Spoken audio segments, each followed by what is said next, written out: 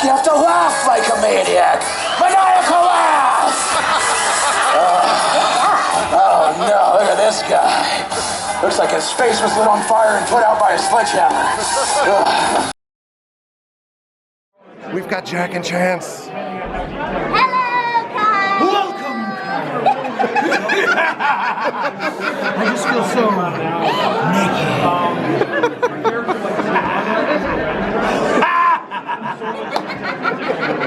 Hey, happy Friday part 2. I'm with Joey. Good guy, Joey. We are going to, I don't know what theater this is. The Orlando Rep. The Rep. We're going to the Rep. It is the Entertainment Designers Forum. This is basically panels of folks that bring you all of the good stuff that you enjoy at the theme parks.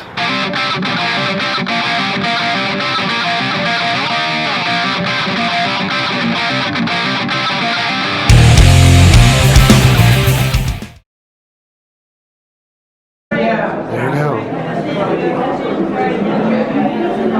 These are all items that you can bid on silent auction. Check this out.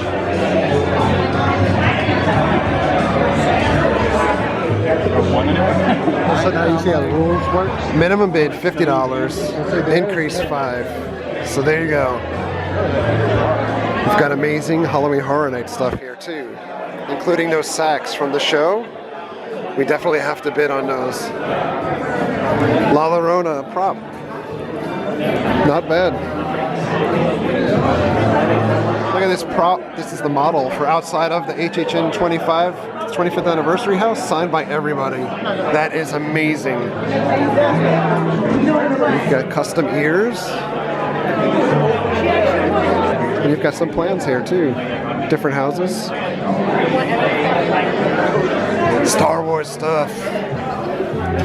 Opening bid $250.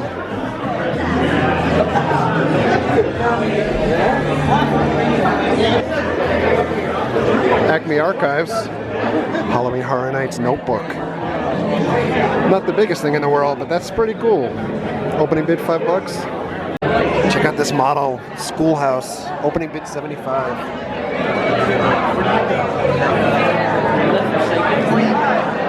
We've got big pieces coming in. So there's the steampunk thing that was from the Scare Zone. This actually has the candle you put inside. Check this out. That was from the Scare Zone last year, the all-night die-in. And here's the one for all the different stages last year. It's amazing. Look at this model. Minimum bid $30. This is just absolutely amazing. How could you go wrong? And these are like prize things for me. I would love to get one of these sacks. This is amazing. I got a bid on this thing. And right here, props from Carnival of Carnage. And the hand holding that card. Check it out. Look at these posters. Fright Nights. That's pretty amazing. We've got different pins. I wanted a bid on that too. That's amazing. Fear Factor Live. You get a bug mug? No, you get a notebook. These signs are actually made out of metal. Minimum bid $35. That's pretty awesome. This Cobra Curse prop, $40 right now. Signed by the entire design team. This is so cool. Get this pretty awesome mirror also. We just gotta find a way to bring this home. You can literally bid on a blankie cup. Monsters University promo sign. These are raptor tails from the Bill and Ted show last year. Minimum bid $10. Sold individually. We've got a Shady Brook sign from the Scare Zone. Up to $90 right now. So this pretty awesome pirate is from the Forsaken section of the 25th anniversary house last year. You can actually bid on the specimens that are in those jars up there. That's so awesome. Because I want to get the panel out here. The reason we do this is 7 years ago, our good friend, who we love so much, Stephanie Gerard, designer with us and also worked on many, many movies, was battling colon cancer. And she got the word right around Christmas that she had like 3 or 4 months to live. So her bucket list was to make money for the American Cancer Society Relay for Life. And we all got together at Universal and we supported her.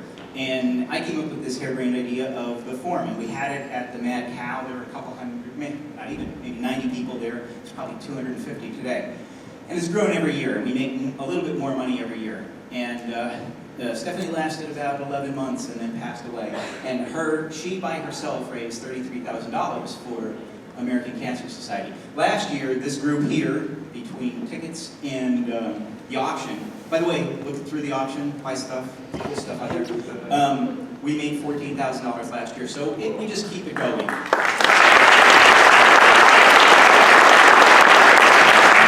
try to put together a diverse panel, and every year we have different people. We have Disney, Universal, SeaWorld today, other folks. But we're changing it up a little this year in that the second panel, let's see, there's a screen and everything. Look at high tech. We're going to talk about one of the projects that I worked on in Universal for Halloween Horror Nights 2008, and it was called the Schoolhouse. And we're going to have a panel here that worked on the Schoolhouse. For those who don't know me, my name is Ray Khan. I've been a designer doing all sorts of things here in the Orlando area for almost 10 years now. I just wanted to bring up my story of how I came about to be here and a reason why we're all here. 11 years ago, I was diagnosed with cancer. Somebody came up to me and said, I'm sorry, but I have bad news for you, but you have cancer. I went through a lot of surgeries and depression and everything that went along with it. And this was up in Pennsylvania. I wasn't in this industry at the time. I ended up in my free time while I was recovering creating a website called Haunted Dimensions. And it's a thank you. It's a website. I'm a huge Disney Haunted Mansion fan, which I'm sure a lot of you are. And I decided to build some paper models while I was convalescing. Long story short, the paper models were what got me a job. Oh, I'm clean, by the way. I'm a survivor.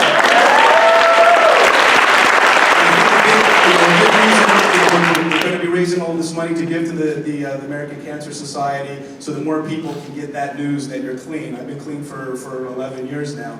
But if it wasn't for that unfortunate period of time that I went through, I wouldn't have created Haunted Dimensions, wouldn't have created the models, wouldn't have gotten a job through my friend Kim Grummel in entertainment, art, and design.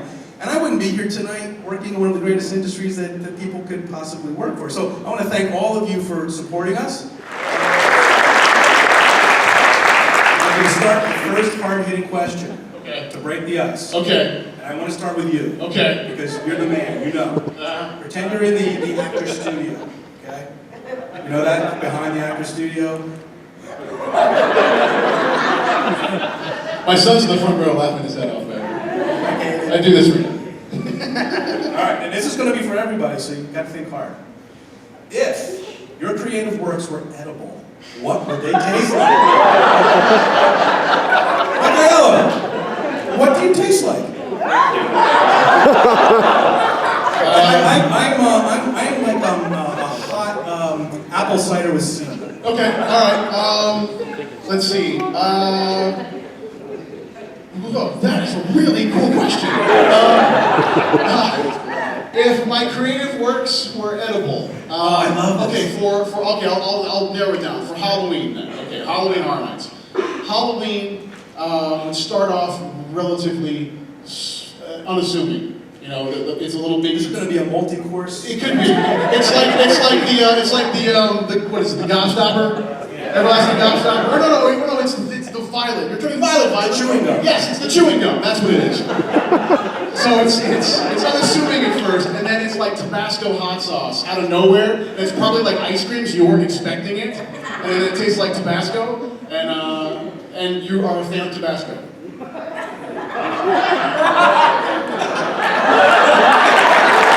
Does everybody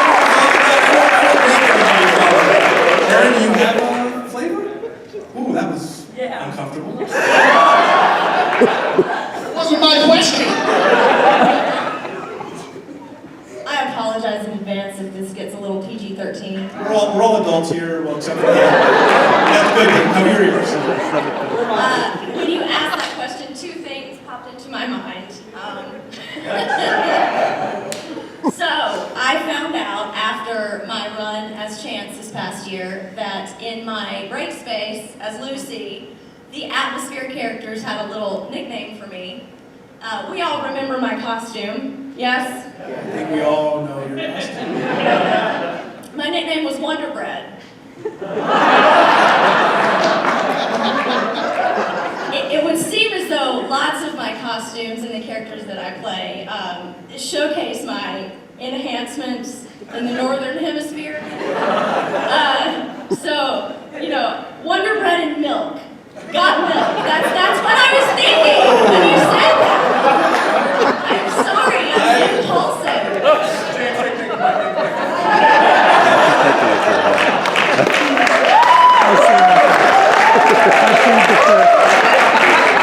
That was a better answer than my yellow. Yeah. That's usually the case.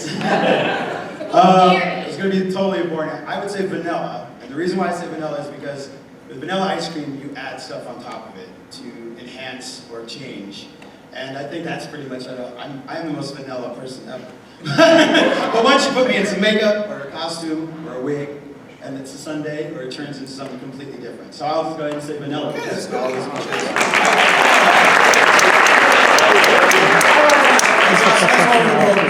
First. All right, Maitland. This is going to be a question for everybody. Has nothing to do with what you taste like. Okay. What is your muse? What is it that inspires you, that makes you want to do what you want to do? What gives you ideas, or makes you want to try harder in what you do in your career? This is going to be like the pull heartstrings answer, but it really is the people that we get to work with that allow us to be able to kind of propel forward and keep each other kind of built up. Because that's also a really key thing in the business that we're in, especially lately, because I can speak for everybody up here, it's not getting any slower. It's just more and more and more and more and more. So building a family of people that you can rely on and that we make each other better, that's really important. As far as why I think I create the way that I specifically create is I'm a complete nerd. I think there are several nerds out here. Nerds get things done. I'm a movie geek, I'm a comic book geek, I'm a film nerd, I like books. I had hardly any friends growing up. I was in my room in front of a mirror doing faces with a Charlie McCarthy, ventriloquist doll. Hey, Caden, does he still do that? Does he still make faces?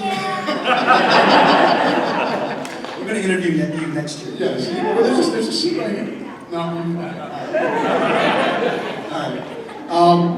Yeah, it's really kind of pulling from the things you love. I mean, I think that.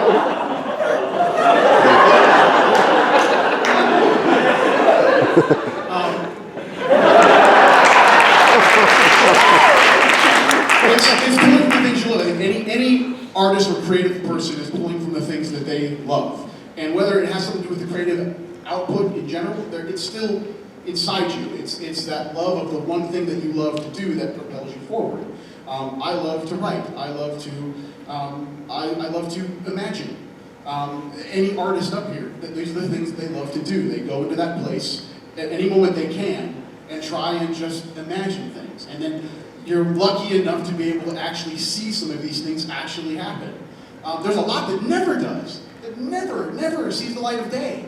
Of really great and cool ideas that are billions and billions of dollars. But there are those moments where you're able to put a thought down on paper, and because of the team, because of your passion, because of the things you want to do, you're able to see that idea become something. And that is amazing. That is the coolest thing in the world. It's something that I don't think anybody takes for granted that's in this business, to be able to see that progression. So yeah, that's the long answer. Thanks. That was good, Mike. Thank you. It was great. Aaron, how about you? I'm curious. Encourages them to be better, and for me, that person is Gary Oldman. I've known that man since True Romance, and his ability to transform and to completely immerse himself into his characters is something that I truly admire and that I just really aspire to be. And so I kind of set out to play a vast array of characters in hopes that I could escape kind of inside, and it's kind of a dark word. It's not, it's certainly not a bad thing. Playing dark roles like Jack and Chance, yes, you absolutely certainly have to go to a dark place, and your experiences certainly make you better. Bad experiences, good experiences, It's like a filing cabinet, I think. The experiences you put in your brain. So when you hit a speed bump, you're like, oh yeah, I remember when this happened. I'm not going to go there this time. It's kind of an editing process. You finished? I knew you should have sat next to each other. It's pretend, but my gosh, when when you're on stage with someone like this man, it's not pretend. It's very real, and it's very wonderful, and it's very in the moment. And I certainly strive to be in an ensemble experience where I can have those experiences with other people that are giving me as much as hopefully I'm giving them. And I think it's kind of a cliche term, but you don't win awards. Your scene partner wins them for you. So yeah. This year she won. Everybody.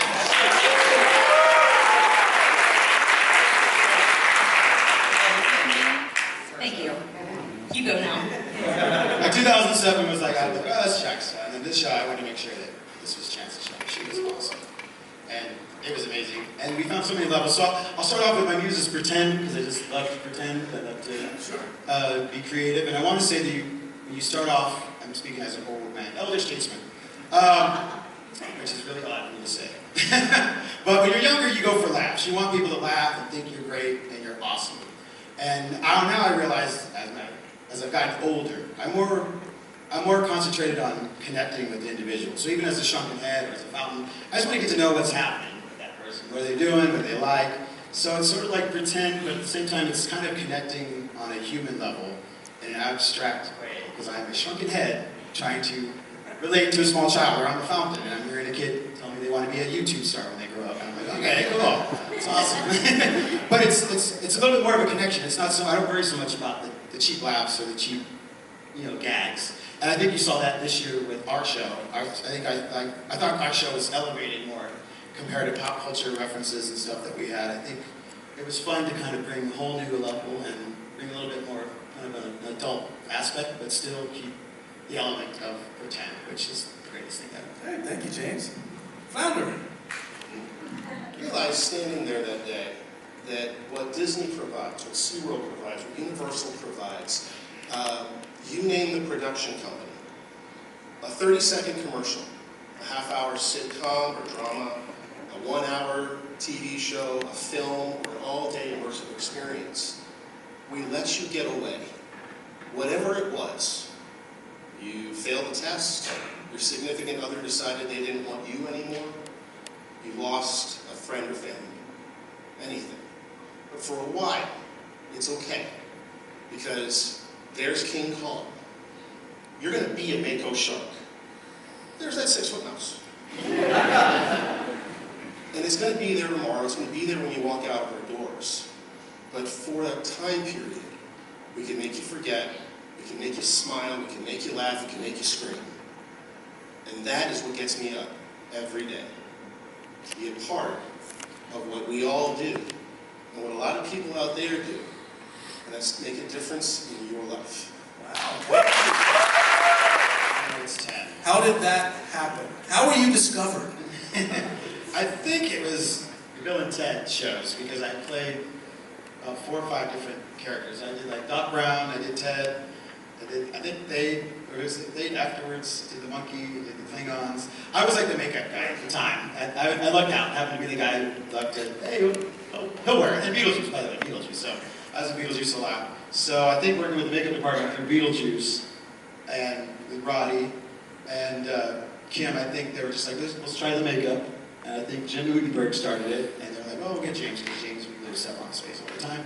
And I happened, so I lucked out. I always say I'm like the Jeremy Bullock of the horror nights. Jeremy Bullock in every panel, he always goes, I was a lucky guy, they threw the Boba Fett costume on me, and I was Boba Fett. That's exactly how I feel with Jack the Clown. There was no audition. I was just the lucky guy who they threw the makeup on, they did some makeup tests, and I want to say another week later we did those photos where you see me like with the curtains, the red curtains, those early photos. Those were all done in the Jack in the Box. Those were done in I want to say publicity's office. They just pushed stuff aside and put a red drape, and we just took some pictures, and that was that. And then next thing I know, they threw me out in the street, and we did a little test in front of the public. Roddy's shaking his head. We did a little test. Yeah, just so you know, we have almost everybody who created that first Jack, including James Michael Roddy, who was up here. Yeah. Pieces of concept art of what Jack's makeup would look like. Kim Brummel used Roddy. Kim's up here. He actually, Roddy was the model for Jack. So if you see the original artwork of Jack the Clown, it's no mistaking that it is Michael Roddy. And it's David Yu's hands. Oh, and David used his hand before it. Look at that. Look at his hand. It's David. Show his hand. Look at that.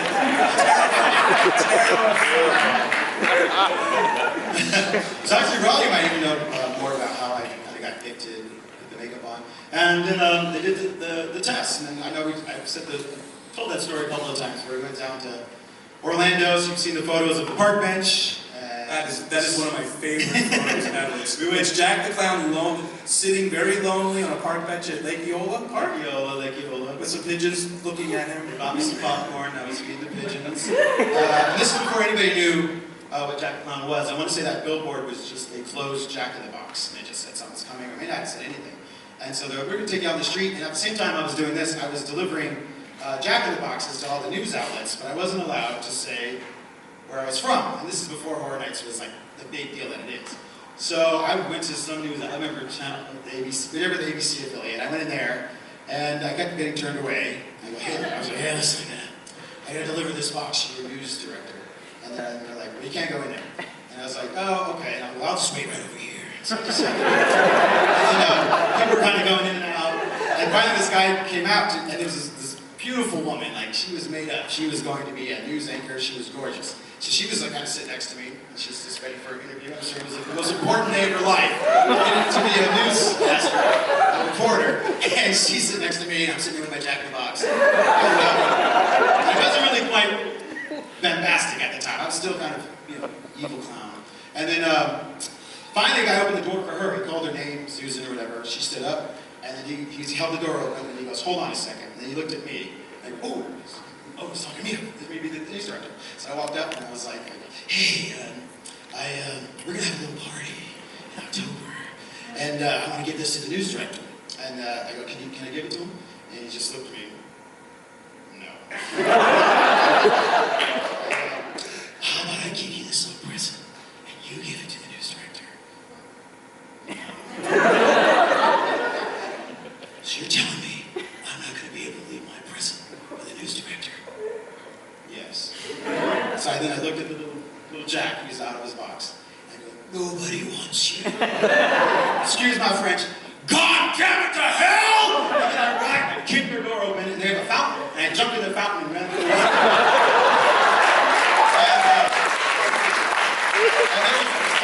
and there was publicity with the man with the door open. I ran to the water. 4 guys come bailing out of there to come get me, security. I jumped into the van, we got zoomed off, and 4 guys were writing down the license plate number, and they never got their Jack in the Box. We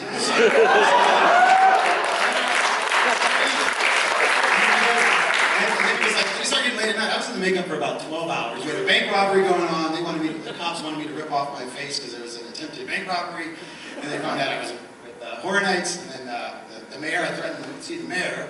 I went to the county, I went to the city hall. I was like, "Hey, where's the mayor?" And I'm having a party. I was trying to be like Jack was coming to Orlando. Like, "Hey, I got to meet the important people because I'm not there." And they were like, "The mayor." Roaming the streets of Orlando. I was just roaming the streets of Orlando. And then looking for attention. Yeah, well, I was just walking around. I wish he was no attention because I really didn't have a grasp of the character. Also, he wasn't recognizable yet. So it really was kind of a weird feeling of like, how much can I go with this? Because I'm dressed up, but like I said, you run into cops, you think I'm involved in some bank robbery or this and that. So I was kind of like, well, damn, there's nobody here to protect me because it was like 4 PR girls way off, like they're like 2 blocks away. So even when the cop was asking me for my ID, I was like, I left it in my other clown pants. I was like, looking at them like, and the cop's like, take off the mask. I go, I can't take off the mask. I go, I'm not messing with you. Like, you got real serious. I go, but you guys get over here and tell them that it was Universal. And they would tell them little by little. And actually, that news affiliate, when they tracked the license plate, because they took all the stuff that said Universal on it. So you'd never know this van was from Universal. So I just jumped in a white van. It's crazy. And so I remember so when they found out it was Universal, they got an earful from them too. I just was freaking everybody out. And same with Channel 13, they were done for the night. So I went to, so this is like pitch black. Channel 13 News downtown. We're like, what's the last Jack in the Box we gotta go? Okay. And no one's there at the door, so I go to their little door and it's like, like a little security camera. So you just see this clown. I had the box, I sat down, I remember looking at the camera, and I just went. And I took off. And again, needless to say, the cops were called, they're like, so towards the end of the night, so we had a lot of fun. And then towards the end of the night, then people started getting drunk, and then I started getting like, hey, I hate clowns, I kick around. Oh, no. And again, I had 2 PR girls that protect me, so I was like, girls, I think it's time we need to wrap this up, because I'm gonna get beaten up. But yeah, we did that, and we were downtown with the Swans, and Oh yeah, I've seen the Swan boat. the Swan boat. Jack the Swan boat's Clown, out there. again, all by himself in the middle of Lake Eola on a swan boat. I was with some homeless guys. We cleaned windows on Church Street, and then we even went to the Florida Mall one time. And we went to Florida Mall, and we kind of walked in. And again, I can't really raise a ruckus because I'm not at Universal. Universal, I can do whatever I want because I'm in my environment. So when I'm always a guest, it's really bizarre to find that balance. And so again, we went there, and I went to Victoria's Secret, and I just kept asking them because I was looking to get some lingerie for my girlfriend, who was the bearded lady at the time. And so I was just, and they were just freaking out. And then mall security came in through. Again, I got thrown out everywhere.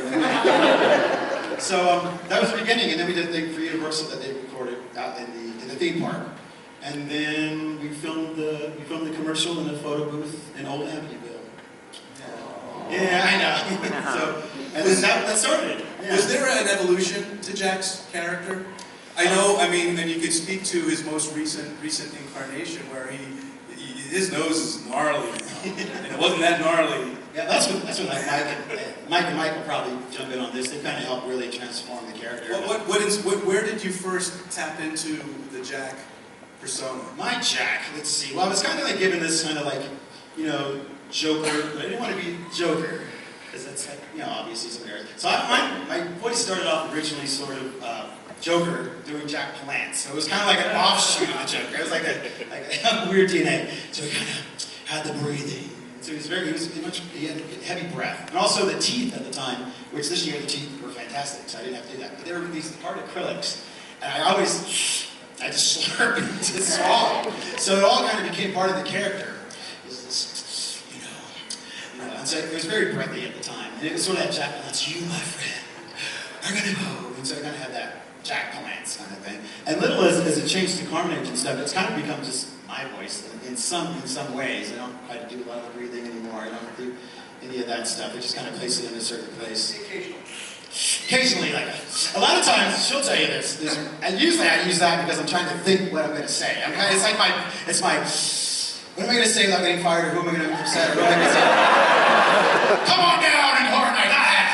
That's usually the creative thing I come up with. Because usually they ask me some question like, I can't say this, I can't say that, I can't say this. Well, it must be really difficult, because I know some other people who are very good friends with some villains. And in theme parks, and even at Universal, how can you be a villain, but not really make people angry or insulted? Is it? Do you never worry about that? Do you find are you censoring yourself a lot? Do you almost say something and then go, ooh, I do, but I realize when you have all that stuff, you get a little bit over it. You can't go super over the line, but you can definitely put your toe over the line. Because if you're just like that and you do an insult, I mean, if you saw the show, I was ripping on some people here and there. I just knew they knew, like, this is all part of the fun. Well, I've heard that you were also, as they say in Disney, very close friends with Crush the Turtle. Crush Turtle Talk. Totally. Have you ever been tempted just to break into Jack?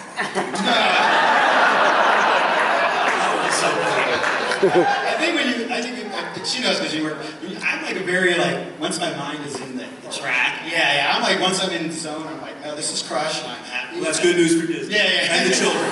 But it happens with Jack and everything else. It's like I know, because there's easy things to do, like this Beetlejuice and Jack. French. And I try to go like, well, we can. And actually, we kind of bumped into that this year with that because we want to do some pop culture stuff in the show originally. And then we were told automatically that cut. And it was great because it didn't turn into. He wasn't Beetlejuice, and he wasn't like. It was like a different vibe. And we weren't competing with the pop culture show, which is Bill and Ted. That's Bill and Ted. We had to have our own identity. And yeah, because even that blender, I think one of the first rehearsals, I was like, oh, the blender. How about if I go, watch me whip, watch me curate, watch me whip.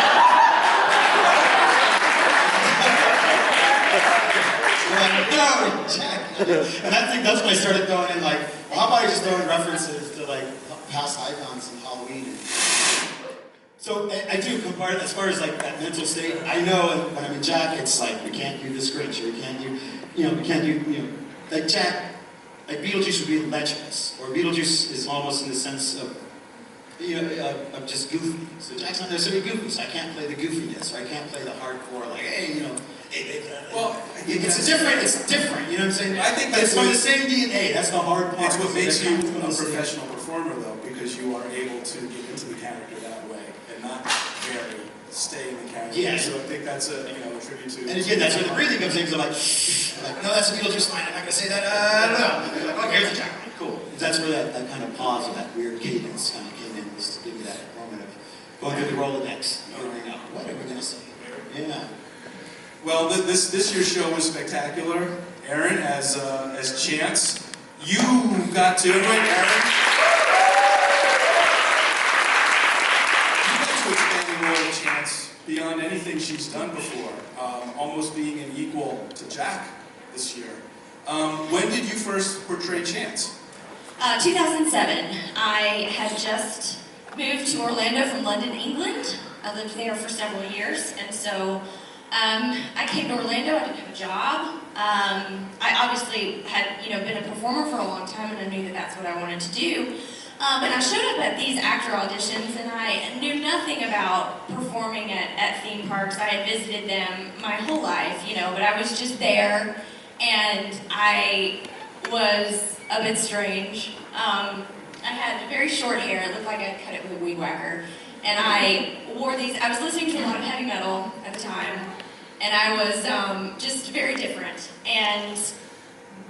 But I always, and even still, I always gravitate towards these comedic, quirky, monologues and stuff, and so that's what I did, and I did it for Michael Roddy, and, I believe Laura was there was a bunch of people there, and he flagged me for this role, and I can remember being he brought me in the room by myself, and he's having me do this stuff, and he's talking about this Harley Quinn character, and I'm like, what the hell am I even talking about? At the time, and it's blasphemous now, because, my fiance is a huge collector, he would kill me, but I had no idea who Harley Quinn was. I'm sorry, at that time. I am so well versed now. But I didn't know. But I was watching a lot of Rob Zombie films. So I'm not sure if anybody knows this, but my Chance drew inspiration from Baby Firefly in House of a Thousand Corpses and Devil's Rejects. And so and so that the incarnation of Chance was actually, from what I understand, pretty close to, I think, Harley Quinn. And sort of what Michael was kind of after it. So he cast me, and it was this big secret show, and I was like, cool, And I get in there, and I am at the time I'm a voiceover character, which means that I record all of my lines in a sound booth, and just like with Bill and Ted's, I am mouthing the words on stage. And so I did it, and I had 4 or 5 little lines. We developed the voice, all that stuff. And once we put the show on the stage, we were rehearsing on the stage, I remember Michael Roddy pulling me aside one day and saying, you know what, I think he had watched me develop and me interact with him, and he said, I'm gonna put a microphone on you. And I didn't realize how cool that was. I didn't realize I was gonna be paid more money. I didn't know any of this stuff. But he really was birthing something really cool for me, because that role, gave me so many other opportunities, and then obviously that was 2007, and then I came back in 2015 to play a very new version of her, you know, which was, she truly was. She was an equal at this point. You know, in '07, she was a pupil. She was learning. And she was very doll-like in 2007. A lot of my movements were very doll-like, very, you know, because we had created this backstory of her, and she used to be a doll, and you know, but now she's actually carved into her face that makeup, that, you know, there are scars into her face. She's truly, she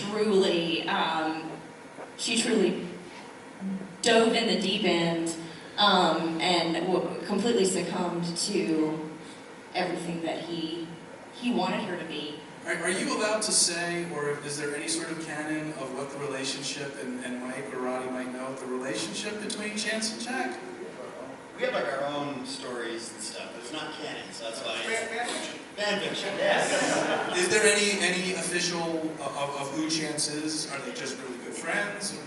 They met on a dating hotline.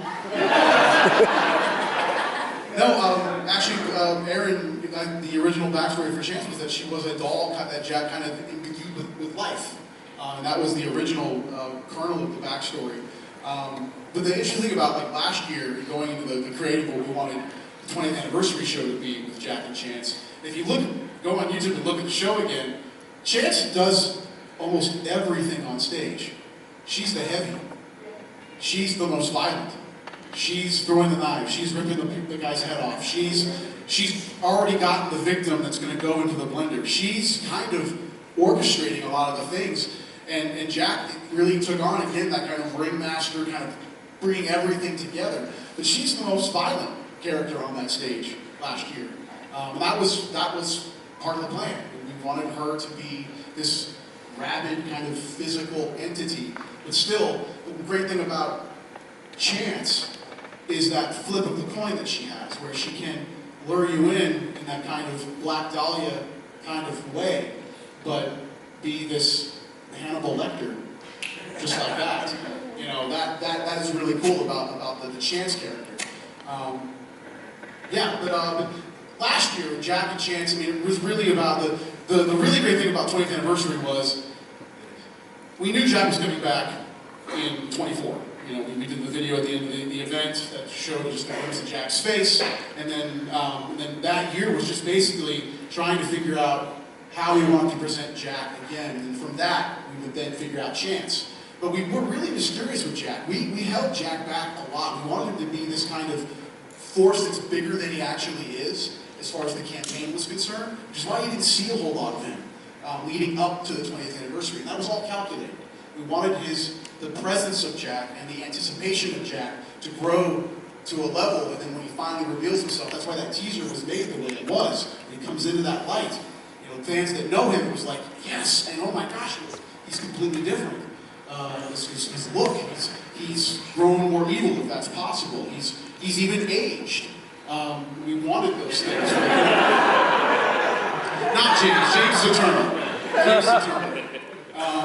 But those are the things we wanted. We wanted to show passage of time from the 2000 Jack. And there was a great meme that was going around. We didn't put it out, but I saw it online. It was a transition of Jack from 2000 to 2015. It was this really great visual transition of the character.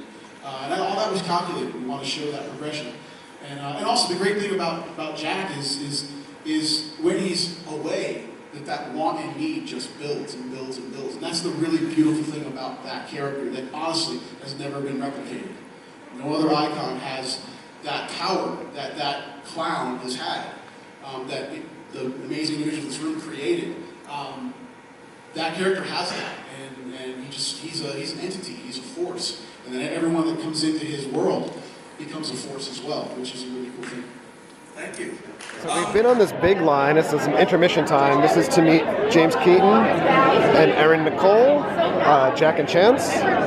Oh, and over here we have a guy who's drawing Disney artwork.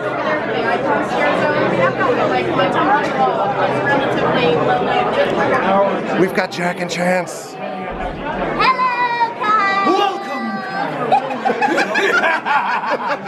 I just feel so naked.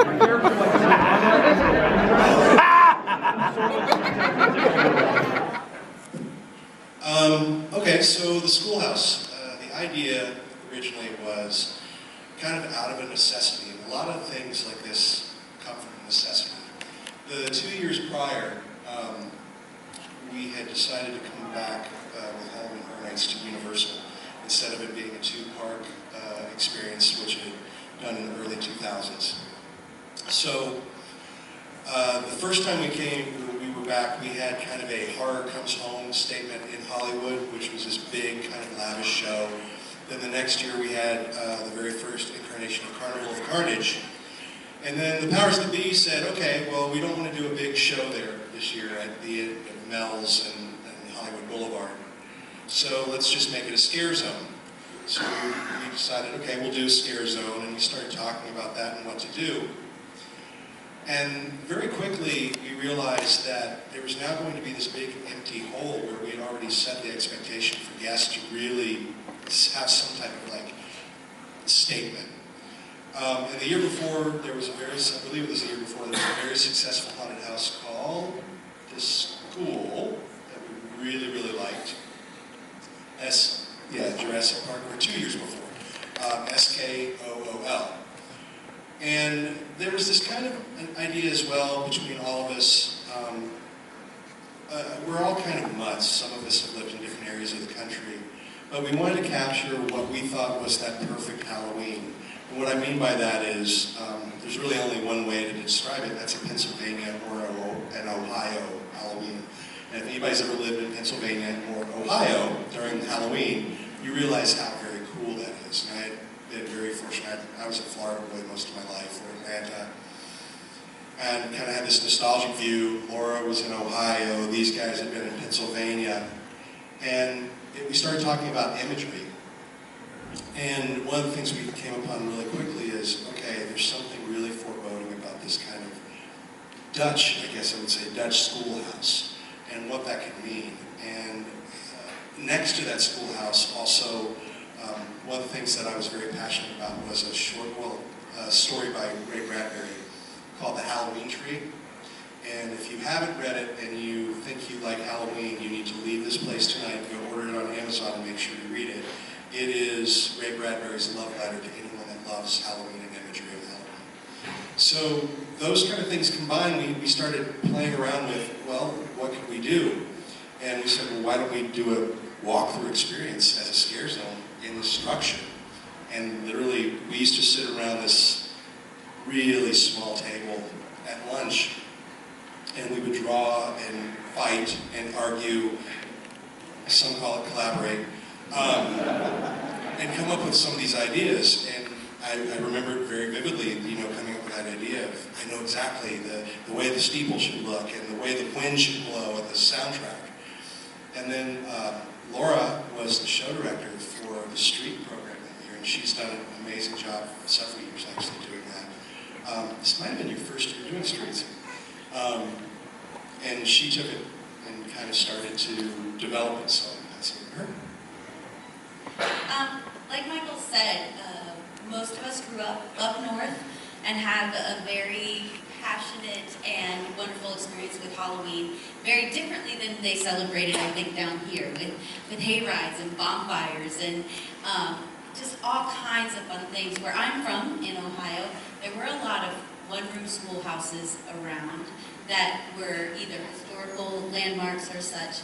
So knowing that, having that vision in my head and being able to assist with everyone's vision of what we thought the schoolhouse would look like was really cool. Yeah. Where in Ohio? That was my very next thing. I'm from Cary, Ohio. That year, we were sitting around that very small table, and we wanted our castle rock. And we were all going, well, where are you from? Where are you from? What do you got? And I go, hold on. My town is small. It's not even a town, it's a village. There's a lot of freaky things that have happened in Cary, Ohio. When I was growing up there was our school mascot, the Blue Devils, and on the feed tower behind the public library, it was known that the Blue Devil would move by itself at night. Yes, there were a lot of cemeteries around that you could flash your lights on the cemetery and you'd see horrific things. There was some really horrific things that happened in Cary, Ohio when I lived there. So yes, it was the winner of placing, I think we placed one of our icons in Ohio, and then placing the Schoolhouse in Ohio, which my mom doesn't do Halloween Horror Nights, but my father went that year because he wanted to see Cary, Ohio, and we took a picture of the school bus, sent it to her, and she goes, "There's something wrong with that school bus. It is not Cary Elementary Schools, it's Cary Exempted Village Schools." And I said, "Well, Mom, we didn't really want to kill the kindergartners in Cary, Ohio." But it was an awesome concept. I also, it was awesome to bring to life because it was one of the first times, it was the first time I ever was show director on the street program, and it was one of the first times we ever created a spectacle out of how the characters came out into the space, which was the bus that had interior lights and had a door that no one saw, and so all of the characters came through the back of the bus, came into the bus. While they were in there, these lights came up, uplighting them in their Halloween masks. Then they were directed by their school teacher, Renshaw. He directed them out of the bus, and they all lined up in the middle of the street, which was really cool because, again, it was the first time we were trying to do a spectacle with cast change-out, and people loved it. They didn't know, and it was very simple, but people loved it. Together, I don't know, it was almost like osmosis between the two of us. He had this idea to put a lot of pumpkins out. And every year I would put out 60, 80 pumpkins in my front yard. I'd buy pumpkins at yard sales for like $1, you know, these things here. And I'd put them in the trees and all over the lawn, and I thought this is a great idea. So we started talking about putting 500 pumpkins in Central Park, and I thought that was the coolest thing ever. And again, Michael's vision was, it was a traditional Halloween. So the numbers came back and they went, ooh, we can't do 500 pumpkins. We're going to cut that scare zone. We're not going to do it. And I was like, oh, we got to do this. We have to do this. So we had all these Halloween doors that were going to be in that area. We cut those, and I said, okay, I need a chart to show how many pumpkins it takes to look good in that area. I said 400. We'll try 400. So do you remember the name of the chart? Yeah, you came to my desk and said, I need you to make a pumpkin density study. So Big Mike did this SketchUp model that crashed every computer it tried to handle of 400 pumpkins in trees all over. Now you have to understand, you might think, well, how could it cost that much? Well, every pumpkin, let me go to a shot here of what Pumpkin Alley, how many people saw Pumpkin Alley? It was 400 pumpkins. Now some were in trees, some were in the bushes, some were up on a hill, and as a result, they were all flickering, and they were all on a timer. So you have to have a cable running. So this pumpkin way up here at the top of that tree has to have a cable that runs down the tree, off into the woods, to a dimmer rack. We had 8 dimmer racks in the woods. And what would happen, that was the year Bloody Mary. And the coolest thing in the world is as you walk through that area, it was probably a couple hundred yards more. At least. And one of the things it's funny, sorry, but I'm getting old and some of this stuff just kind of lives back here and I don't think about it. It comes to the forward part of my brain. We actually were looking for an icon that year, and Bloody Mary was not the original icon for Halloween Horror Nights. And I don't know how many people know this. This might be an unearthed fact. But there was a film trailer that had been released the year before to a film called Trick or Treat, which is amazing. And there was kind of this imagery of these kids with these kind of 20s vintage Halloween masks. And we took that idea and, we kind of had some stuff at the school, but we said, why don't we make the trick-or-treaters our icons this year? And up until a good portion of time, they actually were the icons. We actually did a photo shoot with them. Oh my God, I can't believe this, but literally all day with these 2 kids, with these, not little kids, they look like kids, but with these masks and trick-or-treats, and that was the whole idea too, that there were going to be doors all over this place that you would go up and do trick-or-treat, and the door would open and something would either be scary or not, but then the doors went away. And then the trick-or-treaters, they looked at the imagery of it and they were like, well, it's creepy, but it's not, you know, it's not Halloween Horror Nights like just aggressive. And that's when literally Mike, I think it was Mike and I, that we were brought in an office and somebody said, I got it, I got your new icon. We were like, okay. And he said, Lizzie Borden. We looked at it and we were like, okay. But Lizzie Borden was a real person. You know that, right? And they were like, no, it's a legend. It's like, no, Lizzie Borden is a real person. Well, I just read this article about Lizzie Borden, and she, you know, she's an axe murderer, and she's a ghost, blah, blah, blah. No, yes, but it's not a myth. He's like, yeah, but you say her name. I go, no, that's a different legend. That's a legend. Bloody Mary. He goes, well, what's that one? And I said, oh, it's Bloody Mary. He goes, oh, that sounds cool. And I was like, well, that'd be a great icon. We were like, yeah. And they went, well, can you do that?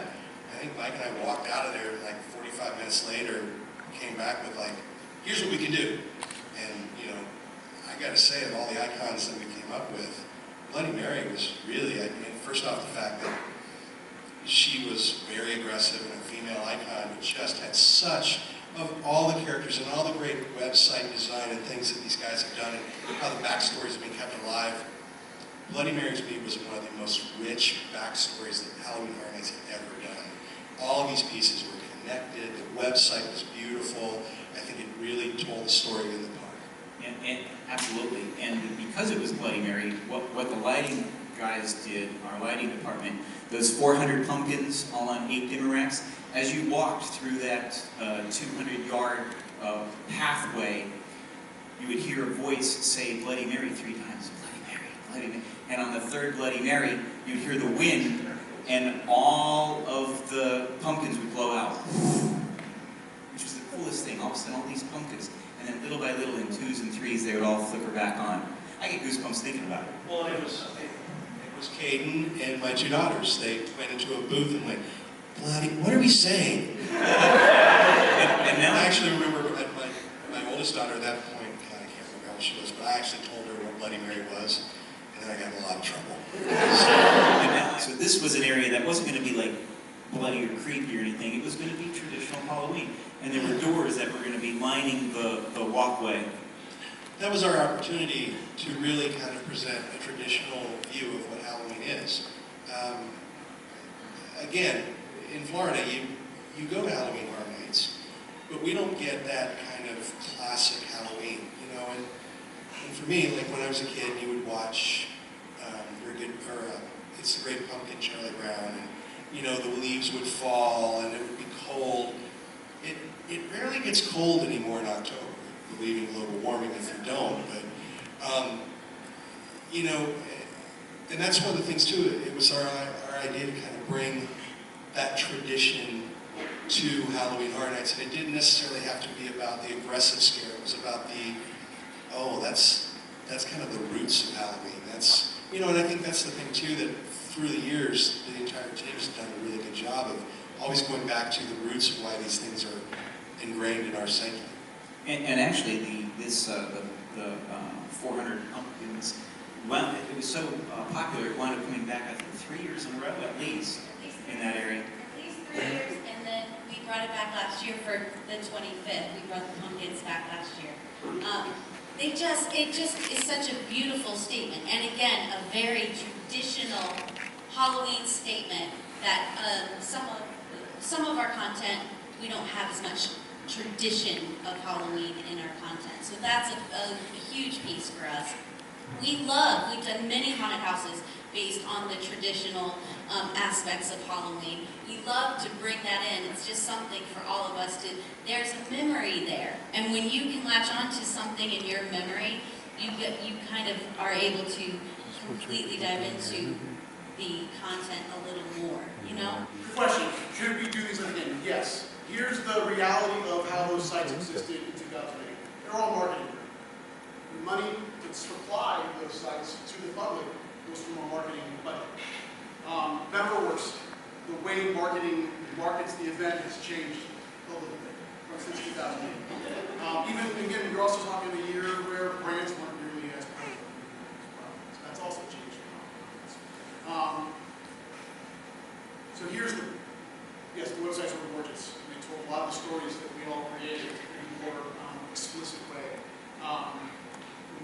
things have adjusted, it's our job to figure out ways to tell the stories more visually as the guests get to the park. You know, trying to tell these stories. Because will it go back to that? Maybe. It's not even our pendulum to swing at this point. You know, it's a marketing initiative. How they want to, how they choose to get the word out about Halloween Horror Nights and what is the important aspects for a general audience. Does that make sense? Told with the proper amount of spin.